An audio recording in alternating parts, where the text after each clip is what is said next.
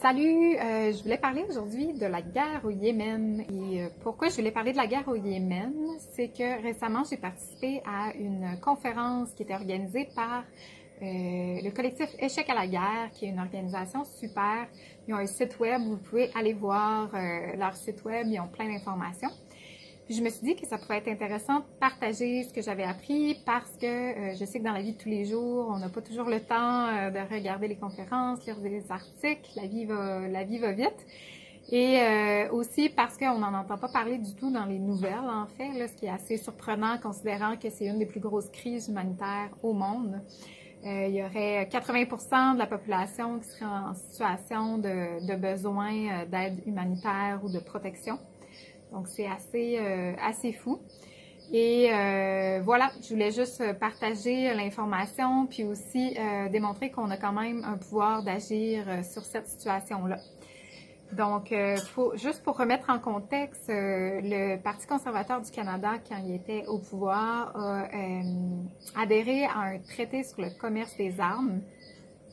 Les armes sont vendues principalement à l'Arabie saoudite puis aux Émirats unis. Puis, ils ont quand même le devoir, dans ce traité-là, de s'assurer que quand ils vendent des armes, bien, que ça ne sera pas utilisé pour violer des droits fondamentaux des êtres humains. Donc, dans cette situation-là, le Canada a jugé que c'était pas une situation de violation de droits. Donc, il y a des armes qui ont été vendues à l'Arabie saoudite et il y a eu des véhicules blindés qui ont été aperçus à la frontière du Yémen qui avait été vendu par le Canada et des organisations très crédibles au niveau des droits humains considèrent que les armes ont vraiment été utilisées pour violer des droits fondamentaux. Donc, c'est vraiment quelque chose qui est inadmissible. Il y a déjà beaucoup de pays qui ont cessé les contrats de vente d'armes avec ces pays-là. Donc, ce qu'on veut, c'est que le Canada aussi en arrive à cette conclusion-là, que c'est tout à fait inacceptable de continuer de vendre des armes sachant ce qu'on sait actuellement par rapport à quoi ça sert ces armes-là.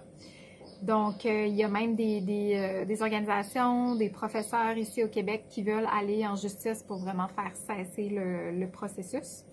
Donc, quel pouvoir on a dans la situation? Ben, en fait, c'est signer la pétition pour demander au ministre des Affaires étrangères de cesser le contrat.